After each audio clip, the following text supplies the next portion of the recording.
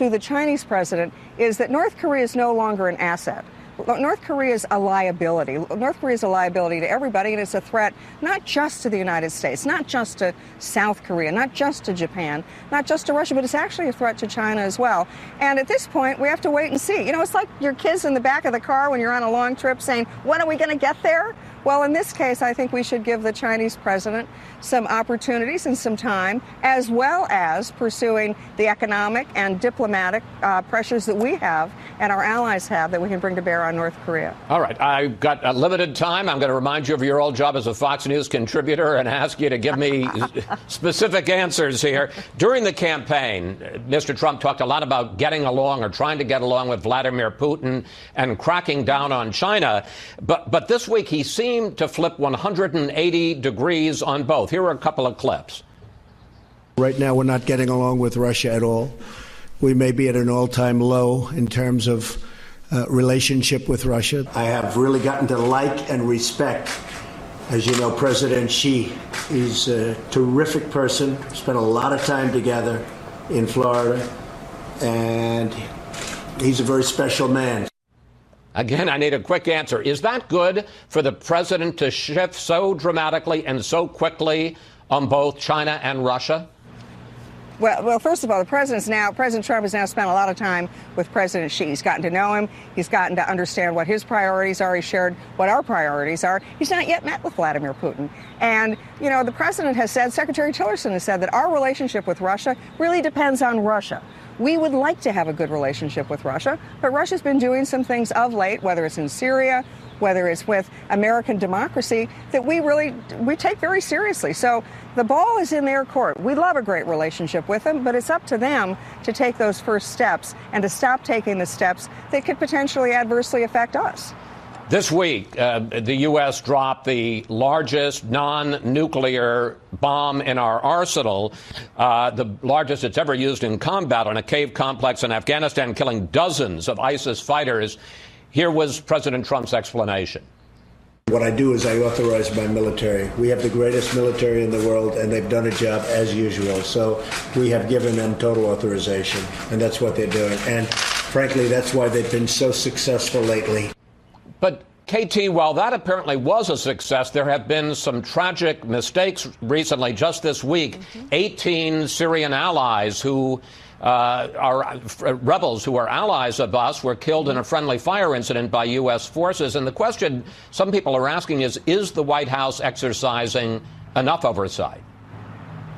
Well, first of all, what the president saw, what we all saw when we came into office, was that previous administrations had a lot of decisions that should have been made by the battlefield commanders. They were being made by the West Wing of the White House. And that wasn't the right place. The West Wing of the White House doesn't know what the battlefield is like, what the conditions are like, or the immediacy of the threats that they're facing. So President Trump has taken a number of steps to delegate that authority back where it belongs, back where it was in the Reagan administration, frankly, to the battlefield. And so what you're seeing now is exactly what's happened. Now, sometimes mistakes are being made, and we regret any loss of life, and especially to any of our allies. But on the other hand, it is the battlefield commander's decision to make, and we do not have a president who is going to be sitting there picking out bombing targets. He's left that up to the military, and so far, with a few tragic exceptions, but so far the military has been terrific. I mean, look at the Syria attack on the airport that was used by the Syrians to deliver those chemical weapons. That was done completely successfully, it was done quickly, and it was done with enormous effect, I think. KT, I want to ask you one last question, and we're less than a minute left, and I want to talk about you. General Michael Flynn brought you in as his number 2 national security advisor. Now there's a new head of the NSC, that's General McMaster. He apparently wants his own team. The reports, you know, are that you're out and you're moving to Singapore to be the ambassador there. What's happened, and how do you feel about it? Well, first of all, President Trump hired me, and he gave me a call on Thanksgiving Day to ask me to be the Deputy National Security Advisor. So I want to set that straight. Now, General Flynn has departed, and General McMaster has arrived. I've helped through that transition, and the President and I have had a number of conversations over the last 2 months, really, about what my role would continue to be and where I could be best used for what his vision is of foreign policy. So I can tell you we talked about it again last night, and there are changes coming, but I'm not going to tell you what they are. You've gotten enough secrets out of me this day. All right, but I won't pack my bags to visit you in Singapore quite yet. KT, thank you. Thanks for your time. Hey, one more thing, Chris. Yes, ma'am. One more thing. Happy Easter to you and everybody at Fox News and your entire very large viewing audience. Well, thank you, and we wish the same to you and to the President's Party. Thank you, especially for your time this holiday weekend, and it's always good to talk with you, KT. Thanks, Chris. Up next, we'll ask the chair of the House Armed Services Committee, Mac Thornberry, about North Korea and President Trump unleashing the U.S. military.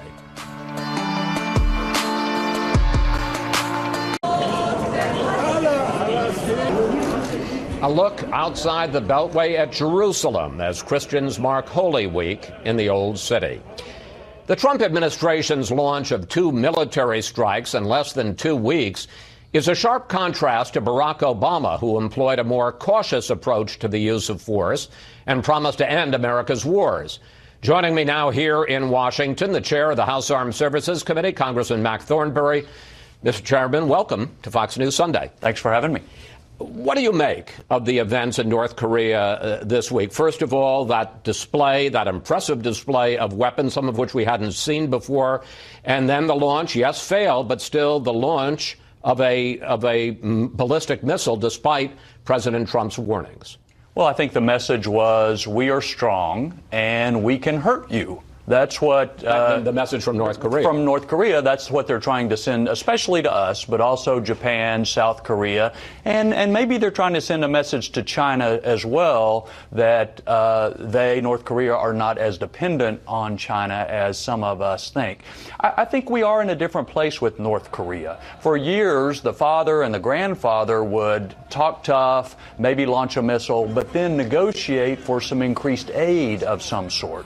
I think that this guy is not interested in negotiation. He wants to have an interballistic missile with a nuclear warhead to threaten us. And I think he's determined to get it. Even failed launches tell them something and improve their program. So there are a couple of questions I want to ask. First of all, directly, how close is North Korea to developing a nuclear weapon that could hit the U.S. homeland? Well, we know they have nuclear weapons because they have conducted nuclear tests. The question is, how close are they to an intercontinental ballistic missile that can reach our homeland?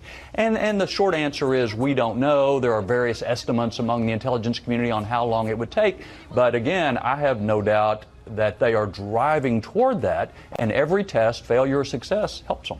Here was North Korea's vice foreign minister this week firing back at President Trump and his warnings. Take a look.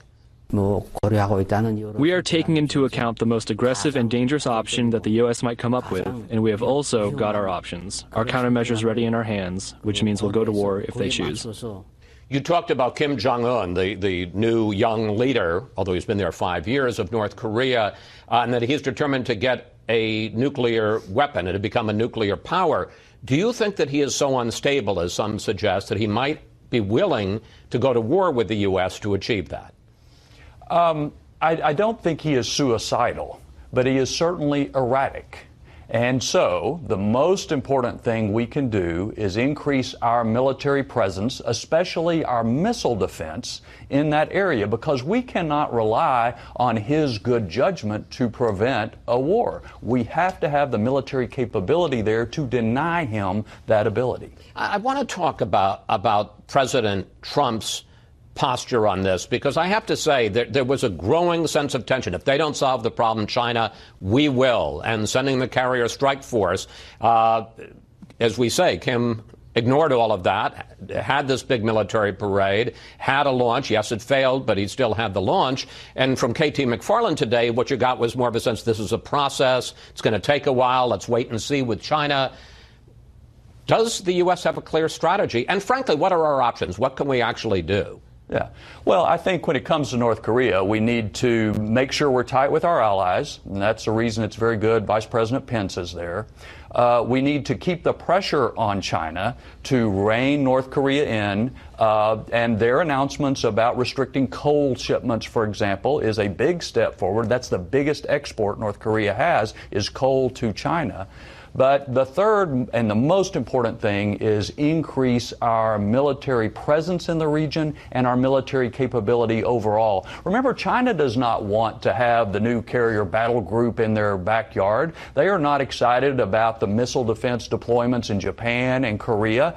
Well, the answer for China is to get a hold of this guy in North Korea, and that will reduce the necessity of us increasing military presence. But Chairman, let's talk realistically about the military threat. If we were to launch a preemptive strike, and there's been some loose talk, I think, in the U.S. about that, to take out North Korea's missile program or nuclear program, they have thousands, I don't have to tell you, of short-range missiles that are on the border. I've been in that area, the DMZ and the 30-mile drive to Seoul, that are aimed at Seoul. That's a metropolis of 20 million people, not to mention the 24,000 U.S. troops. If we were to hit them, they would hit back in Seoul, and it would be a human catastrophe. Yeah. Number one, I think it is important, as the president says, you don't take options off the table. One of the many mistakes made during the Obama years was to talk about what you would never do. And that just assists your enemy in their calculations. But I also think if we can continue to encourage China to put pressure, increase our military presence in that region, what you may well see is some changes inside North Korea without a conflict. Now, we can't know for sure. What we do have to know, though, is that we have to have the military capability strong enough to prevail if he does something erratic and unexpected. Let me ask you a different part of this equation. You mentioned it in passing before. How effective is U.S. missile defense, both to protect our allies in the region and to protect the U.S. homeland? We can knock down missiles, but we need to step on the accelerator to do more for missile defense. It is remarkable. Going back to President Reagan's speech in 1983, there has been political opposition in this country to doing more on missile defense, and we've been scraping for more money, both to deploy more of the systems we have and to put research into new systems. We have been fighting that fight during the Obama years. This is the time to step on the gas, because it's not just North Korea, it's also the Iranians as well as others who are pushing for missiles. We need to be able to knock those down. I want to take a bigger 30,000-foot look at this. President Trump has authorized the use of force several times in the last 2 weeks. He ordered the cruise missile strikes, 59 cruise missiles on Syria, dropping that huge bomb on ISIS fighters in Afghanistan, and sending a carrier strike force towards North Korea. Question, what message do you think he is sending to our allies and to our enemies? Well, let's step back for a little context. The Obama years saw U.S. withdrawal from Iraq, reducing our presence in Afghanistan, drawing a red line in Syria, not following it up, and cuts to the defense budget of more than 20% since 2010. And during that time, we saw invasion of Crimea, the Chinese building islands in the South China Sea, etc. President Trump is taking a different approach, thank goodness. He is sending a message that now the United States is going to stand up for our interests and make sure we have the military capability to prevail if we choose to use force. And it's a different message than has been given before. But here's my question. Is there a strategy behind the use of force? Do you know, as the chairman of the House Armed Services Committee, what our strategy is in Syria, in Afghanistan, in North Korea? Well, I don't think anybody can sit back and say, okay, I know these events will happen over the next year, 2 or 5. But I do think you are seeing a different approach to the world, and it is one that says not only to adversaries but to friends who have had questions about us, that we are willing to put the resources into defending ourselves and making the judgments from time to time when it's necessary to use those military resources. That's different than the message that was sent out during the Obama years. Finally, especially with this increased willingness to use force. Does President Trump need to go back to Congress to get authorization for the use of military force in all these arenas, a lot that are far beyond the authorization back in 2001-2 after 9/11? Well, administrations of both parties have used limited force to advance national interest, whether it was President Reagan bombing Gaddafi in '86 or Clinton trying to get bin Laden in the desert and so forth. Those sorts of limited strikes do not require an action by Congress. I believe that we should, however, update the authorization to use military force against the terrorist networks and have been working to try to do that. So if it's sustained, if it involves U.S. boots on the ground and lives, then it needs to come to Congress. If it's limited military action, then not so much. Chairman Thornberry, thank you. Thank you especially for coming in on this holiday weekend. Happy Easter and happy Passover. Thank you. Same to you, sir. Up next, we'll bring in our Sunday group to discuss the rising tension between the U.S. and North Korea. Plus, what would you like to ask the panel about how the president should handle provocations from Kim Jong-un? Just go to Facebook or Twitter at Fox News Sunday, and we may use your question on the air. President Trump sharply escalating his rhetoric on Russia's role in Syria. If Russia didn't go in and back this animal, you wouldn't have a problem right now. We'll ask our Sunday panel about the new chill in relations with Moscow next on Fox News Sunday. If you look at what's happened over the last 8 weeks and compare that really to what's happened over the last 8 years, you'll see there's a tremendous difference. President Trump highlighting what he says is an end to the micromanaging of the military by President Obama with what he believes are better results. And it's time now for our Sunday group. Michael Needham, head of the conservative think tank Heritage Action for America. Bob Woodward from the Washington Post. Fox News national security correspondent Jennifer Griffin and former National Security Council staffer Jillian Turner. Well, Jennifer, let me start with you. What do your sources say over the last 24 hours about this impressive display of military hardware by the Kim regime in Pyongyang, and also that launch, yes, failed, but still a launch of a missile in defiance of President Trump? Well, I think what's notable, Chris, is when I walked out of the Pentagon on Friday afternoon, it was a pretty relaxed atmosphere over at the Pentagon. You didn't see the president travel down to Mar-a-Lago with his war cabinet, if you will. He did not have his defense secretary with him. He did not have H.R. McMaster with him, his national security advisor. They had plans in place to react. They know that North Korea has not tested an ICBM, an intercontinental ballistic missile that could reach the U.S., so they had different scenarios. The bottom line is, I think if you look at General Mattis's statement, it was 22 words in length, very short, very terse, to the point, and he said the president would have no more comment. And what they're pointing out is that that was a medium-range missile. It failed. It fizzled. They've kind of been snickering about it. And in terms of the parade, we're not really sure what we saw in that parade. I remember when I was the Moscow correspondent that we learned decades after we saw those parades in Moscow that many of those missiles that we believed at the time during the Cold War were in fact fake. So I think we don't know what we saw at that parade. Jillian, as someone who worked in the Bush 43 White House and the National Security Council and also the Obama National Security Council, we have a question from a viewer about how President Trump should handle Kim. Let's put it up on the screen. George Valentine tweeted this. I believe he, Mr. Trump, needs to come across very strong that we will not play games with North Korea. How do you answer, George? And I have to say that I'm feeling a little whipsawed because this week it seemed that the administration was building up what's going to happen this week and how is the U.S. going to respond, and President Trump saying, if they don't solve it, we will. And now we're told, well, this is just part of the game. So I think that Secretary Mattis's statement, while frustrating to us as eager viewers of the administration at this point, is actually right on the money in terms of tone and tenor.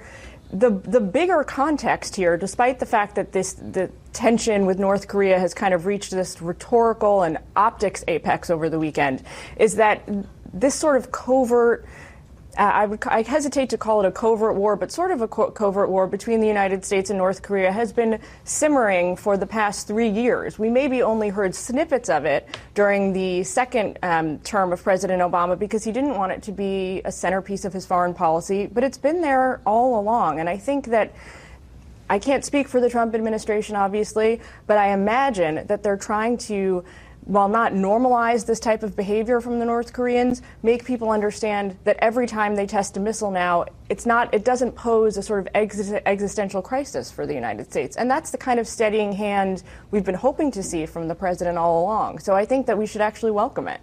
Bob, you interviewed candidate Trump a year ago, and at that time he said to you, real power is fear.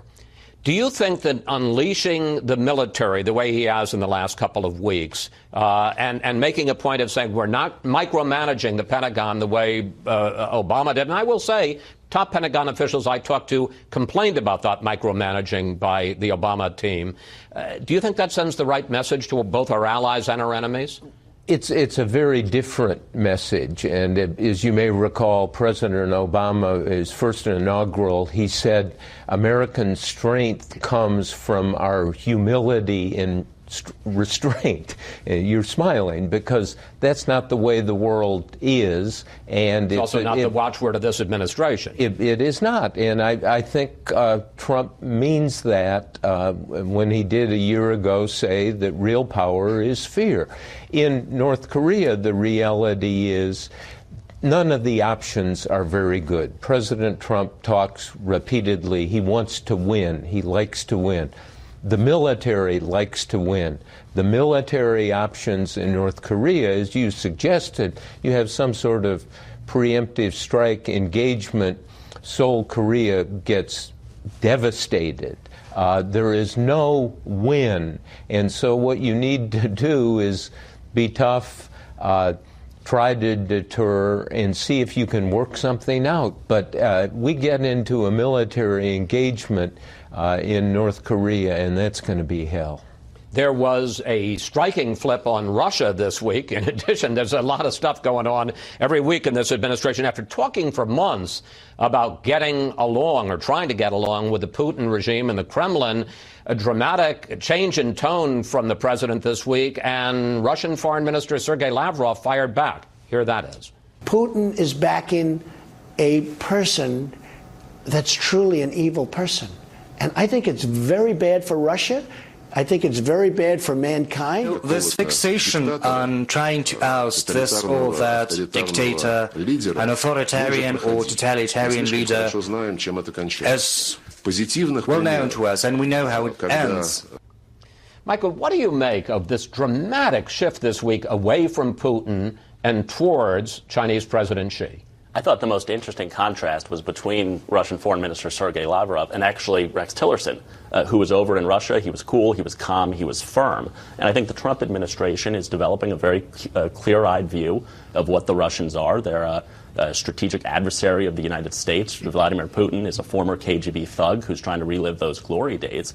And because Russia hasn't fully integrated into the global marketplace, it is very much a zero-sum relationship between the United States and Russia. That's different from China. There are opportunities with China for us to form a strategic partnership. We shouldn't mistake that without also recognizing that China is also a competitor. And as we look at China, we look at things they can do with us in North Korea, we don't have to be enemies with China, but we also can't be friends as long as they continue to steal our intellectual property, as long as they continue to take advantage of our trade agreements and express real military aggression in the South China Sea. But Gillian, and briefly, that's a 180-degree turn from what this president was saying 2 weeks ago about China and Russia. It is. It's 180 degrees, and from my perspective, it's a welcome turn. I mean, there's flip-flopping and then there's flip-flopping. I think what we're seeing here is more of a sort of an evolution. We're watching the president navigate the Russian relationship in real time. And I think he's learning very quickly on this very steep, treacherous learning curve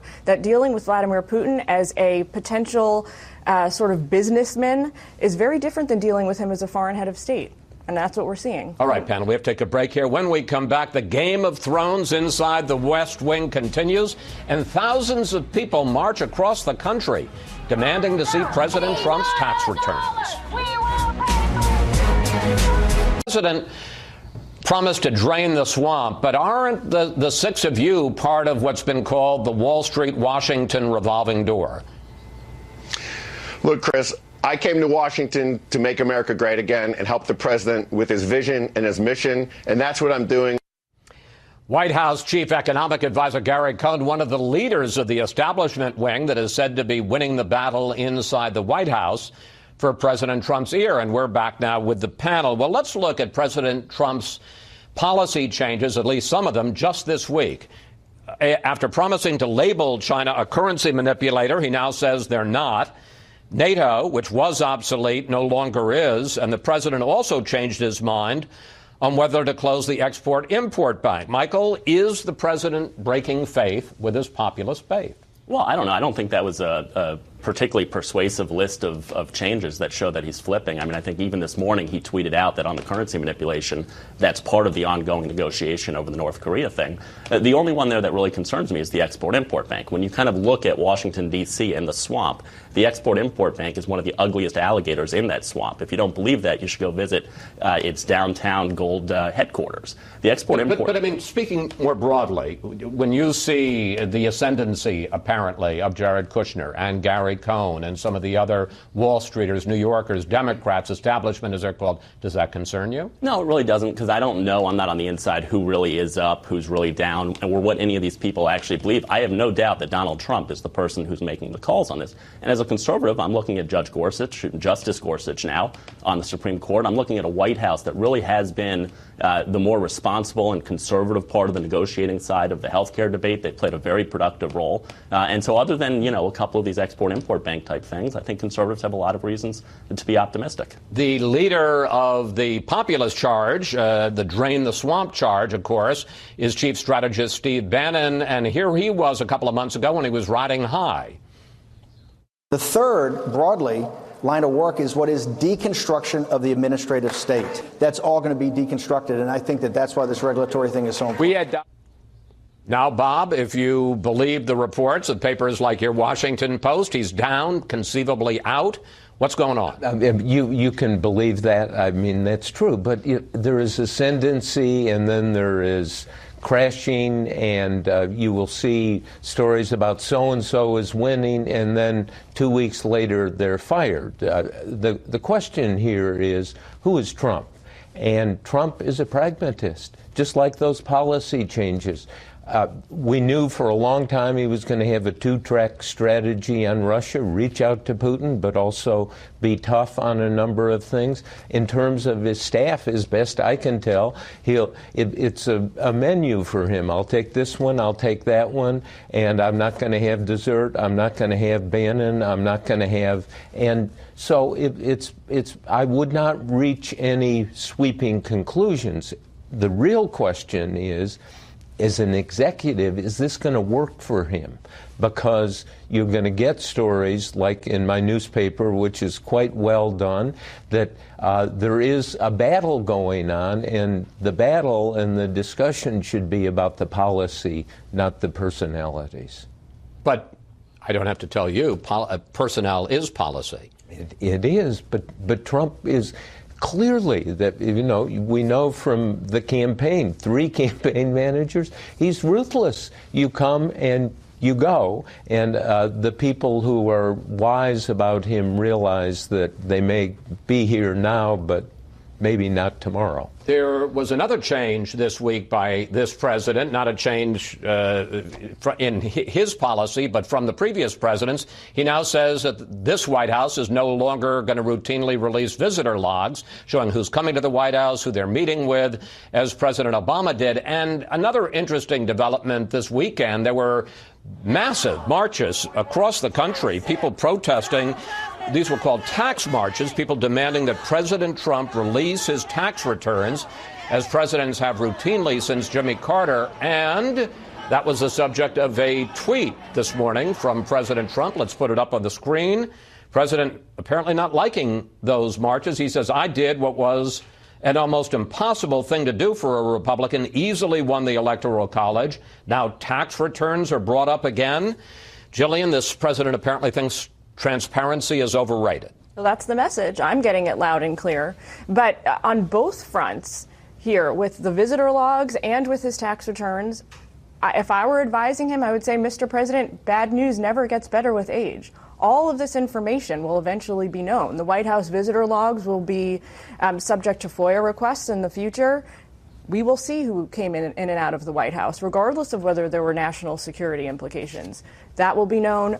I imagine, I can't predict the future, but I imagine that at some point we'll get full tax returns from the president from the last few years. We've already had snippets of that, courtesy of MSNBC. So I think the administration really needs to kind of buckle down on messaging here when it comes to what are you going to tell the American people when you're out of office and all this information becomes known? How are you going to deal with that then? But the counter-argument would be, Jennifer, yes, people do apparently care about this. In the polls, by a margin of more than 2-1, they say they want to see the president release his tax returns. On the other hand, Lord knows this was a big issue during the campaign, and he's President Trump. Well, I think you have to see it through the light of what President Trump wants to do next. He wants to do tax reform next. He's going to need Democrats to do that. And already we've heard from Senator Schumer that Democrats are going to make an issue about his tax returns. If he wants to do tax reform, they want to see his returns.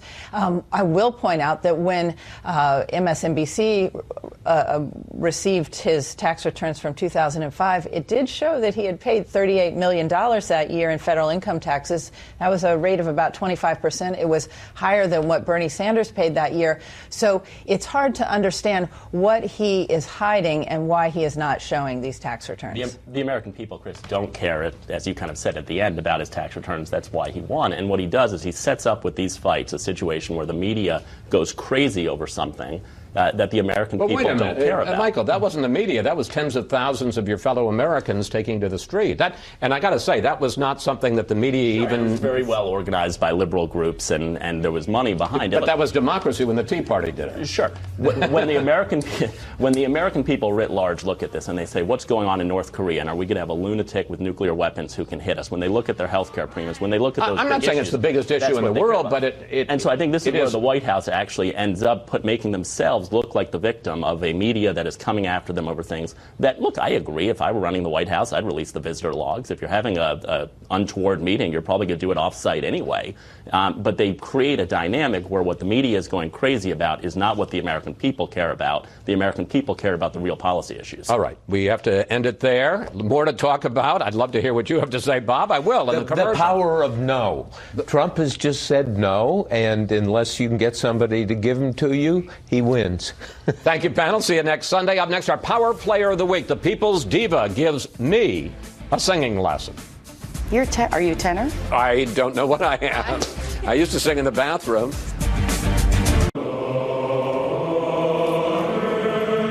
Pope Francis celebrating Easter Mass today at the Vatican. We want to give you a treat on this holiday, one of the special people we've profiled over the years and her joyful sound. Here's our Power Player of the Week. I haven't really been able to transfer into that extraordinary, otherworldly creature, other than, I hope, on stage. Renee Fleming has been called the People's Diva. It's a title she loves. I'm thoroughly confused. Remember, I'm a stranger here. Yes, she is America's leading opera star, who's played 54 different roles. But she prides herself on being down to earth. Are you at all a diva? Are you difficult? Am I a diva? Well, there are people who probably had their moments, with me. A lot of bad behavior in singers is caused by nerves. But my philosophy is that the people around us are there doing as much work, if not more work, behind the scenes, and they're the last people you would ever be unkind to. So I hope I'm not a diva off stage. I want to live where soul meets body.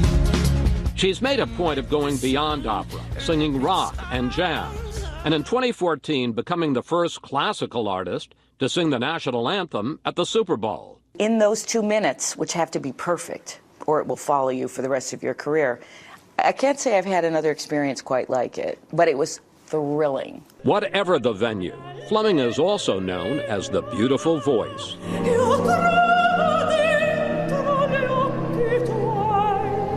How is it that you're able to create this remarkable sound? My speaking voice is horrendous, right? No. So, but I mean, it's sort of weak and it's not very resonant.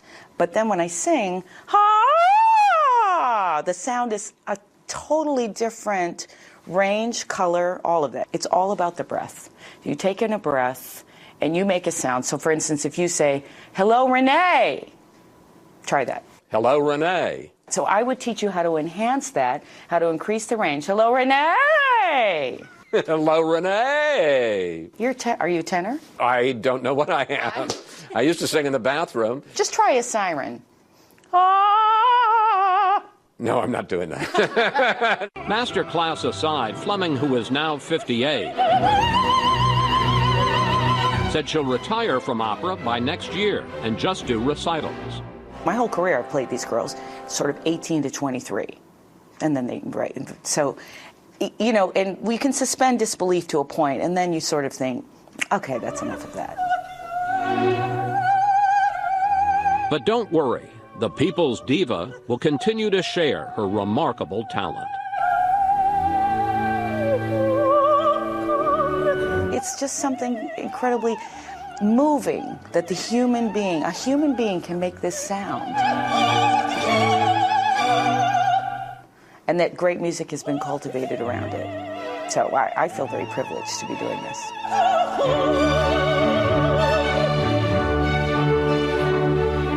What a treat. Fleming made headlines last week when the New York Times reported she's retiring from full operas next month.